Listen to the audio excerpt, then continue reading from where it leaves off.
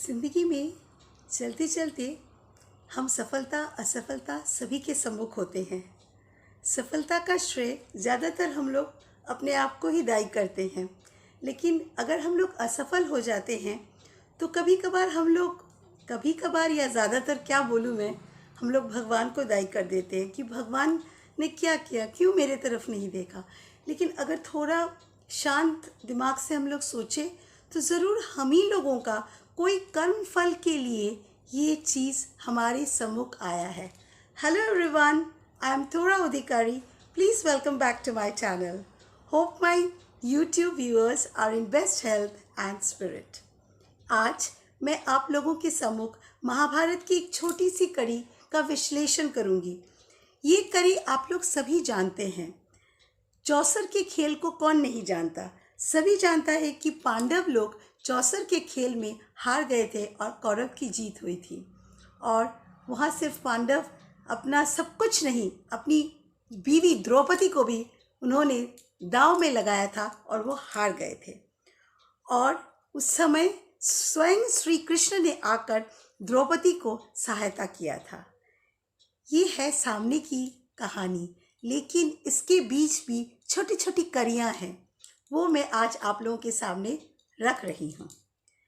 ऐसी बात है, जब द्रौपदी को राजमहल में बुलाया गया, धकेल के बुलाया गया, दुर्योधन ने दुशासन को कहा द्रौपदी को धकेल के राजमहल में लाओ।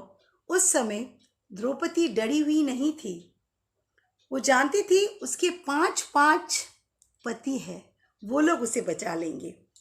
सबसे पहले द्रौपदी ने भीम के तरफ देखा था, लेकिन भीम ने उसे देखते ही उसके सामने उसका नतमस्तक कर दिया था। उसके बाद द्रौपदी ने गांडीवधारी अर्जुन की तरफ देखा था कि मुझे सहायता करो, दुर्योधन इस तरह मेरे साथ बर्ताव कर रहा है। लेकिन अर्जुन ने भी उसके इस बात की कोई आंसर नहीं किया था। तब द्रौपदी को समझ में आ गया कि ये पांचों पतियां जो खड़े हैं, कोई उसे हेल्प नहीं कर सकता। तब उन्होंने सभा में भीष्म पितामह, विदुर, द्रोणाचार्य, कृपाचार्य सबकी तरफ देखा था, क्योंकि वो लोग गुरुजन थे। लेकिन किसी ने द्रौपदी को सहायता के लिए कोई नहीं आए थे। तब उस समय द्रौपदी को अपने आप पर भी बहुत अहंकार था, क्योंकि वो पंच नारियों में से एक नारी था जो कि देखने में बहुत सुंदर थी, बहुत गुणवती थी और अपने आप में एक संपूर्ण नारी थी। वो 5 पतियों की बीवी होके भी 5 नारियों के अंदर एक ऐसी नारी थी जो सर्व संपूर्ण थी। लेकिन उसे अपने आप पर भी बहुत घमंड था। उसने सोचा था उसके पास वो शक्ति है कि वो दुशासन को रोक सकेगा।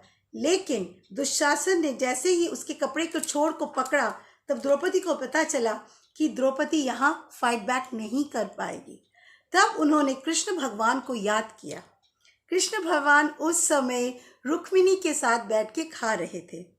जैसे ही द्रौपदी ने कृष्ण भगवान को याद किया, तुरंत वो खा रहे थे, उसी समय वो एकदम स्तब्ध हो गए। तब रुक्मिणी ने उन्हें श्री कृष्ण को कहा कि महाराज क्या हो गया आपको।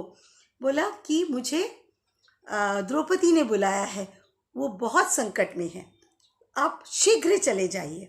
तब उस समय श्री कृष्ण ने जाकर उसे उद्धार किया था।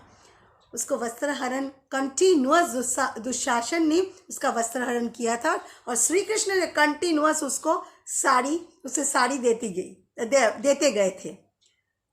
ये घटना हो गया। इस घटना के बाद द्रौपदी एक बार कृष्ण से मिले थे। मिलके उन्होंने कहा था, तुम तो सबके अंदर रहते हो ना, तुम तो हर जगह रहते हो, है ना कृष्ण। तो कृष्ण ने कहा था, हाँ मैं हर जगह रहता हूँ। तुम कहते हो ना तुम सबके अंदर रहते हो। हाँ एकदम ठीक द्रौपदी, मैं सबके अंदर रहता हूँ, मैं सबके भीतर हूँ, सिर्फ उसे जानना चाहिए कि मैं उन लोगों के भीतर हूँ। तो बोला, तुम नहीं जानते थे कि मैं संकट में हूँ, तो तुम क्यों आने में देर कर दी। और ऐसे भी हो सकता था तुम्हारा आधा मिनट की देर मेरा जीवन का बहुत कुछ बदल दे सकता था, तुमने ऐसे क्यों किया। तो कृष्ण शांत स्वभाव से हंसे द्रौपदी की तरफ और कहा, द्रौपदी तुम याद करके देखो तुमने क्या किया था उस समय। तो उसने कहा था, क्यों, मैंने तो आपको ही, श्री कृष्ण को ही बुलाया था। बोले, कैसे बुलाया था तुमने? तो बोला कि तुमने मुझे बोला था, श्री कृष्ण द्वारकाधीश मुझे आके बचाओ। उस समय मैं तुम्हारे भीतर था, तुम्हारे अंतर में था, लेकिन जैसे ही तुमने कहा श्री कृष्ण द्वारकाधीश मुझे बचाओ, मैं तुम्हारे अंतर से जाके द्वारका पहुंचा, फिर द्वारका से वापस तुम्हें सहायता करने के लिए आया। यही कारण था कि मुझे देर हो गया था।